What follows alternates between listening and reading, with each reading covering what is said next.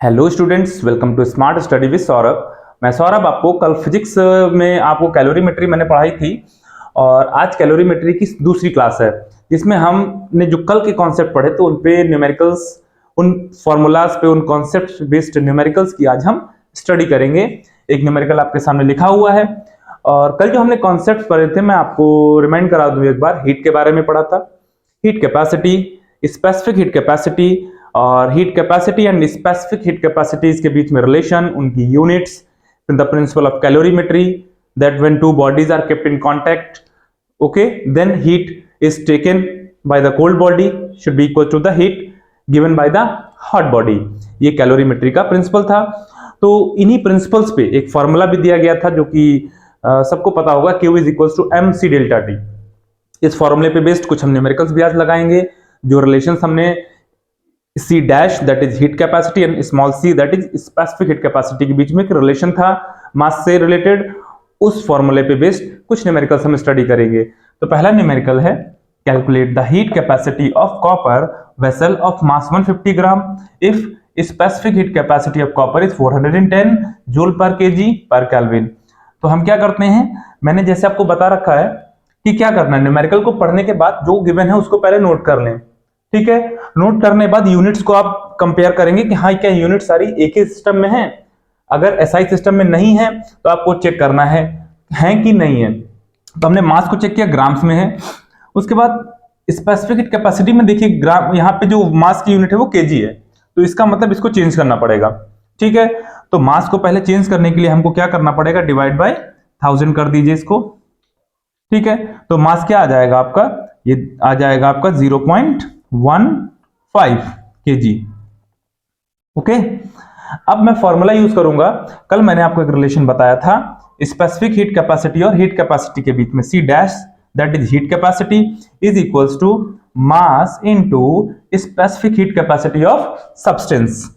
मास कितना हमारा है, 0.15 है, ओके, इनटू C 410 मल्टीप्लाई कर देंगे इसकी हम और हमारा आंसर आ जाएगा 15 1 15, ओके, 15 4 60 और 61।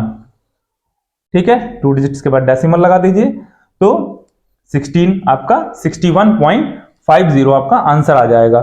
ठीक है, और इसका यूनिट आपका मैंने बताया था हीट कैपेसिटी। हीट कैपेसिटी का डेफिनेशन कल मैंने आपको एक्सप्लेन किया था, the heat required to raise the temperature of unit degree centigrade, है ना। आप कह सकते हैं 1 डिग्री सेंटीग्रेड, किसी सब्सटेंस की हीट एनर्जी, इतनी हीट एनर्जी दो किसी सब्सटेंस को कि उसका टेम्परेचर 1 डिग्री सेंटीग्रेड राइज हो जाए, तो आप कह दोगे कि दैट इज हीट कैपेसिटी हो गई। ठीक है, उस सब्सटेंस की। तो इसका मतलब इसका यूनिट क्या हो जाएगा, जूल पर केल्विन, ये इसका यूनिट हो जाता है। ठीक है ना, तो इसको ध्यान रखिएगा। और उसके बाद जो है हम नेक्स्ट फॉर्मूले पे नेक्स्ट न्यूमेरिकल डिस्कस करते हैं आपका। तो अब हम दूसरा न्यूमेरिकल देखेंगे यहां पर, और दूसरा न्यूमेरिकल है a metal piece of mass 50 gram at 27 degree centigrade requires 2400 joule energy to raise its temperature to 327 degree centigrade. Find C means specific heat capacity. कितना टेम्परेचर था, 27 डिग्री, अब कितना हो गया, 327। तो आप सबसे पहले तो आप देख सकते हैं टेम्परेचर का डिफरेंस दिया हुआ, तो डेल्टा T कितना आ जाएगा आपका, 327 minus 27 is equals to 300 degree centigrade. अच्छा, मैंने जैसे ही बताया था टेम्परेचर चेंज हो रहा है यहां पर, तो कौन सा फॉर्मूला आ जाएगा, Q is equals to MC delta T। क्यों, क्योंकि आप देख सकते हैं यहां पे M भी गिवन है आपको, मास कितना है आपका 50 ग्राम्स, और क्या गिवन है आपको, Q इज गिवन है 2400 जूल। ये आपको गिवन है। तो मास देखिए ग्राम्स में है, इसको तुरंत कन्वर्ट कर लीजिए आप, 50/1000, ओके, ये कट गया 20 टाइम्स, तो 1/20 आ गया केजी में। इसको हम ऐसे ही रखेंगे। अब हमसे क्या पूछ रहा है, C पूछ रहा है, C इज क्वेश्चन मार्क। तो हमने बताया था जब भी M दिया है, Q दिया है, डेल्टा T दिया है, तो डेल्टा T के अकॉर्डिंगली हम कौन सा फॉर्मूला यूज करेंगे, Q is equal to MC delta T, क्योंकि हमें C कैलकुलेट करना है, उस फॉर्मूले में भी C आ रहा है। तो फॉर्मूला हमारा क्या होता है, Q is equals to M C delta T. यहां से C का निकालिए, फॉर्मूला क्या आएगा? तो C का फॉर्मूला आ जाएगा, M और डेल्टा टी को डिनोमिनेटर में भेज देंगे तो Q ऊपर था, ये दोनों नीचे आ जाएंगे तो M डेल्टा टी हो गया। ओके, अब हम क्या करेंगे, वैल्यूज पुट कर देते हैं। तो Q कितना था? 2400, okay, upon M that is 1/20।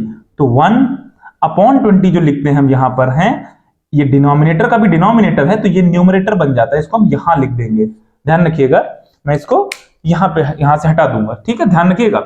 1/20 ये डिनोमिनेटर होना चाहिए, उसका भी ये डिनोमिनेटर है तो वो न्यूमरेटर बन जाता है, ठीक है, इनटू डेल्टा टी इज 300, है ना। कैंसिल आउट कर लेते हैं, 2 0 से 2 0 कैंसिल आउट हो गए, 3 1 जा 3, 3 8 जा, ठीक है, और 28 जा 160। और C की यूनिट क्या होगी? तो आप निकाल सकते हो, अगर मान लीजिए यूनिट उस टाइम नहीं याद आती है ना आपको, मान लीजिए एग्जाम में आप कंफ्यूज हो गए यूनिट क्या है, तो एक तो तरीका है, मैंने बताया था कि फॉर्मूले से ही यूनिट निकालेंगे। क्यों? हीट होती है, यूनिट क्या होगी? जूल। नीचे अपॉन में मास है, यूनिट क्या होगी? केजी। अब नीचे है तो केजी -1 कर दीजिए इसको आप, और नीचे डेल्टा टी है तो इसको भी केल्विन -1 कर दी। इस 1 को मैं यहां लिख देता हूं और इसको कर दिया केल्विन -1, ठीक है, जूल केजी -1 केल्विन -1, ठीक है ना। तो ये न्यूमेरिकल आपका हो गया, क्लियर है, ठीक है। तो अब अगले न्यूमेरिकल पे आते हैं हम लोग हैं। An electric heater of power 600 watt raises the temperature of a liquid 4 kg of liquid from 10 degree centigrade to 15 degree centigrade, then in 100 seconds calculate C dash, that means heat capacity। अभी हमने पहला question लगाया था इसी पे, तो अब इस क्वेश्चन में C dash तो निकालना है, और C dash का फॉर्मूला हमने पढ़ रखा है sir, C dash is equals to, एक तो आपने बताया था M इंटू C होता है, बिल्कुल सही है, एक और हमने बताया था डेफिनेशन के हिसाब से Q अपॉन डेल्टा T होता है। सर तो इसमें क्या दिया है, सिवाय मास के का कुछ दिया है? नहीं दिया है, बिल्कुल सही बात है, कुछ भी नहीं दिया है। तो ना तो C गिवन है तो हम निकाल नहीं सकते, और ना ही Q गिवन है, डेल्टा T गिवन है तो निकाल ही नहीं सकते, फिर कैसे इसको करेंगे? तो कई तरीके हैं इसको करने के, मैं बताता हूं आपको। देखिए डेल्टा T तो गिवन है, तो इट मींस ये फॉर्मूला तो एलिमिनेट हो गया आपका, ये फॉर्मूला तो ऐसे ही एलिमिनेट हो गया, इसको हम हटा देंगे। इट मींस हमें Q निकालना पड़ेगा। अब देखिए Q कैसे निकलेगा, है ना। तो Q एक्चुअली क्या होता है? Heat energy. हमने जब कल पढ़ाया था तो डेफिनेशन में आपको Q की पढ़ाया था कि Q is the flow of heat energy, है ना। हमने बताया था हीट क्या होती है, कि हीट जो ट्रांसफर हो रहा हो एक बॉडी से दूसरी बॉडी में when they are in kept in contact, तो हीट। अब देखिए यहां पार दी हुई, आखिर ये दिया हुआ तो कुछ काम होगा इसका। तो हम सोचते हैं, कह रहा है कि एक अप्लायंस है, इलेक्ट्रिक हीटर है, 600 वॉट पार दे रहा है, कितनी देर में? 100 सेकेंड्स के हिसाब से वो दे रहा है, तो उसको कितनी हीट उसने दे दी, आप कैसे कैलकुलेट करोगे? आप सोचिए 600 वॉट में, आप एक बार ध्यान रखिए, जब भी ये वॉट आपको दिखे, खासकर कैलोरीमेट्री के चैप्टर में, इस वॉट को आप कंसीडर करिएगा 600 जूल पर सेकंड। वॉट को जूल पर सेकंड भी तो लिख सकते हैं। इट मींस कि जो हीटर है वो कितनी एनर्जी सप्लाई कर रहा है? 600 जूल ऑफ एनर्जी सप्लाई हो रही है सिर्फ 1 सेकंड में। अपॉन सेकंड का मतलब 1 सेकंड में, यानी कि हीटर जो है वो 600 जूल एनर्जी दे रहा है 1 सेकंड में। तो 2 सेकंड्स में कितनी देगा? 1200, 3 में 1800, 4 में 2400। हम क्या कर रहे हैं? मल्टीप्लाई करते जा रहे हैं कि नहीं जा रहे? तो तब भी तो हमें मिल तो हीट ही रही है ना। हम जरूरी तो नहीं कि Q का फॉर्मूला यूज करें MC डेल्टा T हर जगह पे, कोई रिक्वायरमेंट ही नहीं है फॉर्मूले की। अगर हमें पावर ही पता चल गई कि कोई अप्लायंस इतनी हीट दे रहा है 1 सेकंड में, और हमसे कोई कहते 5 सेकंड में कितनी हीट देगा बता दो, तो हम सिंपल से यूनिटरी मेथड लगा के निकाल सकते हैं। तो यहां पे हमसे कह रहा है कि 600 वॉट है, it means 600 joule in a second. इसका मतलब ये हुआ ना, तो 600 जूल एनर्जी 1 सेकंड में दे रहा है, तो 100 सेकंड्स में कितना देगा? तो आप निकाल सकते हो ना टोटल एनर्जी कितना दी। तो यहीं पे जो Q का फॉर्मूला होता है, मैं यहां से इरेज करके ऐसे लिख देता हूं कि फॉर्मूला तो Q अपॉन डेल्टा T ही यूज करना है, लेकिन जो Q is equal to MC delta T है, जैसे हम कह सकते हैं ट्रेडिशनल फॉर्मूला है, उसको ना यूज करके Q को हम पावर इंटू टाइम भी तो लिख सकते हैं कि जितनी पावर उसको टाइम से मल्टीप्लाई कर दो, क्लियर, अपॉन डेल्टा T चलता रहेगा हमारा, है ना। अच्छा, इस फॉर्मूले को मैं दिखे एक और चीज याद दिलाता हूं। अगर आपको पावर की डेफिनेशन याद हो, है ना, the rate of doing work, तो देखो पावर का फॉर्मूला क्या होता है? W अपॉन T, है ना। तो आप कह सकते हैं उसी से मिलता जुलता, यहां से W is equal to P into T आएगा कि नहीं आएगा? और W क्या होती था, वर्क डन। और आपने एनर्जी की भी डेफिनेशन पढ़ी होगी कि जितना हमारे पास एनर्जी होता है हम उतना ही तो काम कर पाते हैं। The capacity to do work is energy, और वही चीज एनर्जी है। तो यहां पे हम समझ लीजिए W को ही Q में लिख दिया है ना, Q is the form of W या वर्क कह सकते हैं। तो मैंने बस रिलेट किया आपको, और आप बाय डेफिनेशन भी इस फॉर्मूले को निकाल सकते हैं कि Q is equal to P into T upon delta T. ये T क्या है, टाइम है, ध्यान रखना इस चीज को, ठीक है, ये टाइम वाला T है। ये delta T difference in the temperature, values put कर देते हैं। P कितना है हमारा 600, टाइम कितना है 100 सेकेंड्स, है ना, सारी यूनिट सेम है ना, ये भी एसआई में, ये भी एसआई में। और मास हमारा डेल्टा T कितना है, आप देखिए 5, है ना, ये हो गया, कैंसिल आउट करें तो 5 से ये कट गया 120 टाइम्स। आप कह सकते हैं सर मास का कोई काम ही नहीं हुआ। बिल्कुल, क्या काम है मास का, हमें तो पता है ना कितना टेम्परेचर बढ़ रहा है। तो देखिए हमारा आंसर कितना आ गया, हमें तो हीट कैपेसिटी चाहिए, ठीक है।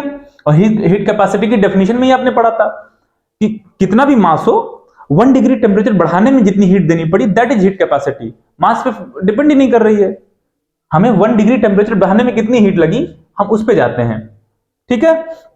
तो 120 इंटू 100 तो आपका आ गया 12000, या इसको हम लिख सकते हैं 1.2 इंटू 10 टू द पावर 4, और हीट कैपेसिटी की यूनिट जूल पर केल्विन, या डिग्री सेंटीग्रेड है तो जूल पर डिग्री सेंटीग्रेड। ये आपका आंसर आ गया हीट कैपेसिटी का।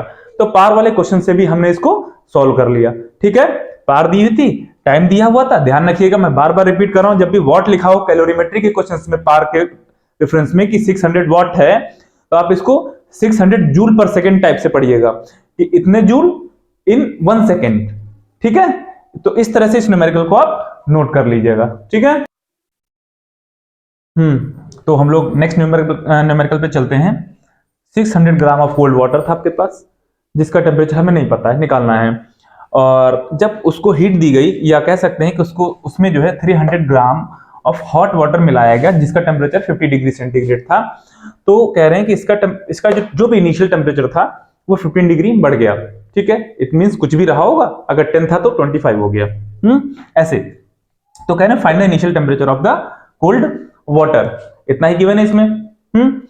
फिर से देखिए 600 ग्राम ऑफ कोल्ड वाटर था, इसमें क्या किया 300 ग्राम वाटर जो कि 50 डिग्री सेंटीग्रेड पे था वो इसमें मिला दिया गया, ठीक है।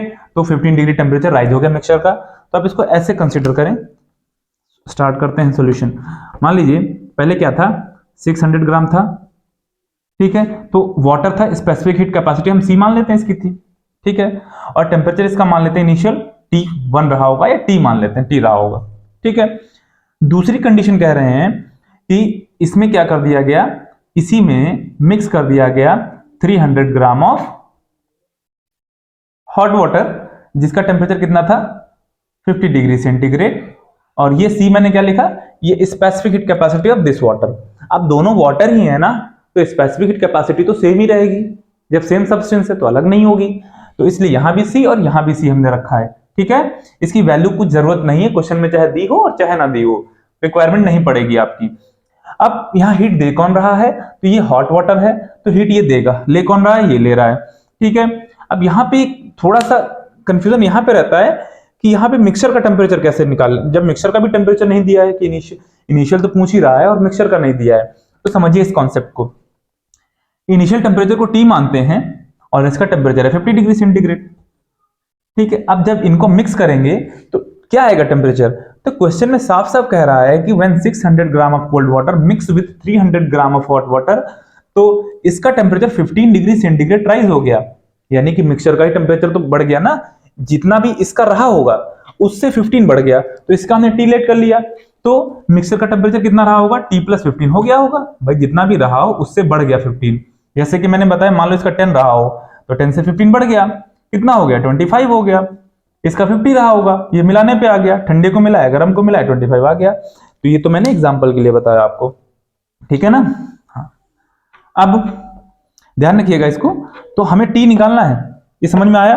फिर से देखिए हमने इनिशियल टेम्परेचर क्या मान लिया T, और क्वेश्चन में कह रहा है कि rises by 15 degree centigrade, it means आप कह सकते हो कि इसका चेंज इन टेम्परेचर तो 15 ही हो गया, और उसका कितना हुआ, जो हॉट वाटर था उसका भी हम निकाल लेंगे अभी, लेकिन मिक्सचर का टेम्परेचर T+15 तो हम लेट कर सकते हैं, मान सकते हैं ना, क्योंकि इनिशियल से 15 बढ़ गया।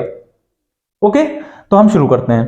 तो अगर हम देखा जाए तो हम पहले देखेंगे हीट कौन दे रहा है और कौन हीट ले रहा है, ठीक है, तब हम प्रिंसिपल ऑफ कैलोरीमेट्री लगा देंगे। तो हीट कौन दे रहा है, ये हीट गिवन है ना, heat given by hot water Q1 मान लें इसको, is equal to mc delta T, M C delta T. अच्छा, यहां m ग्राम में है, अब इसको किलोग्राम में करने की रिक्वायरमेंट नहीं है, क्योंकि यहां भी ग्राम में है तो इधर भी ग्राम में है।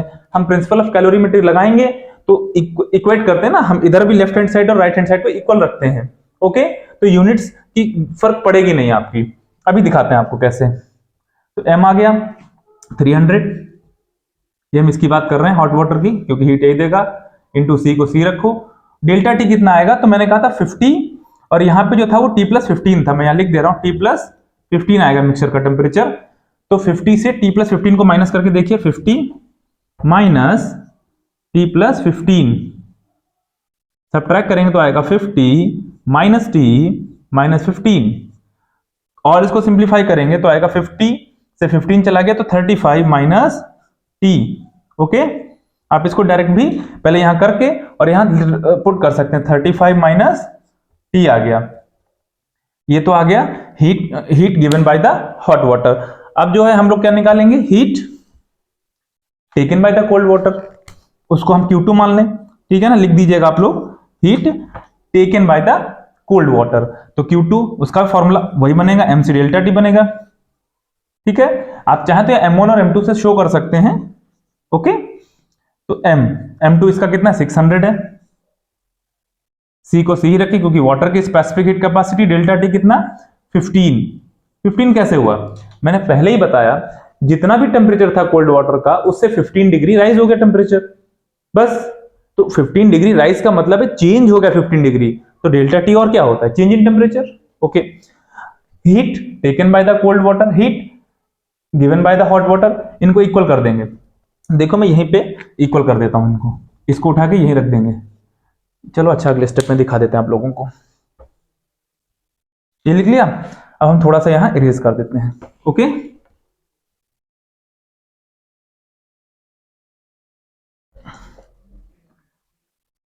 heat given is equals to heat taken, because of the principle of the calorimetry they should be equal, है ना। तो Q1 is equals to Q2, Q1 300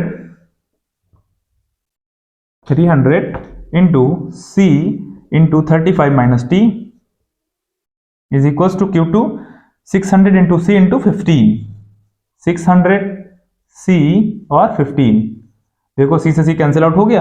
अच्छा, यूनिट्स मैंने बताई थी, चेंज करने की जरूरत क्यों नहीं है, यहां भी ग्राम में पुट करेंगे, इधर भी ग्राम में पुट करेंगे, कोई फर्क नहीं पड़ेगा, क्योंकि यूनिट्स भी कैंसिल आउट हो जाती हैं। या आप यहां अपॉन 1000 करते, यहां भी अपॉन 1000 करते तो भी कैंसिल आउट हो जाती। तो ध्यान रखना इसका, 300 से देखो, 300 से 2 टाइम्स 600 कट गया कि नहीं। ओके, ये 1 जा, ये 2 जा, 15 2 जा 30 आ गया, ये क्या आ गया, इधर बचा 30, तो आपका आया 35 minus T is equal to 30 आ गया। तो यहां से T कितना आएगा, T को उधर ले जाइए, 30 को इधर ले आइए, तो 35 से 30 क्या 5 डिग्री सेंटीग्रेड आपका आंसर आ गया, ठीक है। तो ये थोड़ा सा आप कह सकते हो ट्रिकी न्यूमेरिकल था, कहां पर ना तो आपको इनिशियल टेम्परेचर दिया था और ना ही आपको मिक्सचर का टेम्परेचर दिया हुआ था डायरेक्टली, बट इनडायरेक्टली देखा जाए तो इनिशियल टेम्परेचर तो निकालना था, T हो गया, बट मिक्सचर का टेम्परेचर इनडायरेक्टली उसने कह दिया कि 15 डिग्री बढ़ गया जो भी था, तो बस वहीं आपको पकड़ लेना है, T+15 कर देना है और आपका आंसर आ जाएगा इजिली। इस क्वेश्चन को देखिएगा, एक बार घर पे भी लगाइएगा, इस तरह के क्वेश्चंस और प्रैक्टिस करिएगा, और मिलते हैं नेक्स्ट वीडियो में। और नेक्स्ट वीडियो में हम बात करेंगे लेटेंट हीट की, और उसके बाद कुछ उस पर भी न्यूमेरिकल्स लगाएंगे, और फिर ये चैप्टर खत्म हो जाएगा। थोड़ा इंपॉर्टेंट चैप्टर पड़ता है, इसलिए 3 से 4 वीडियोस में इसको खत्म करेंगे, लेकिन मैं बता दूं आपको कि कॉन्सेप्ट आपका पूरा क्लियर हो जाएगा। इसलिए आप जुड़े रहें, हमारे साथ बने रहें, और इस तरह के और अच्छी वीडियोस के लिए लाइक, सब्सक्राइब और शेयर करें हमारी वीडियो को। Thank you.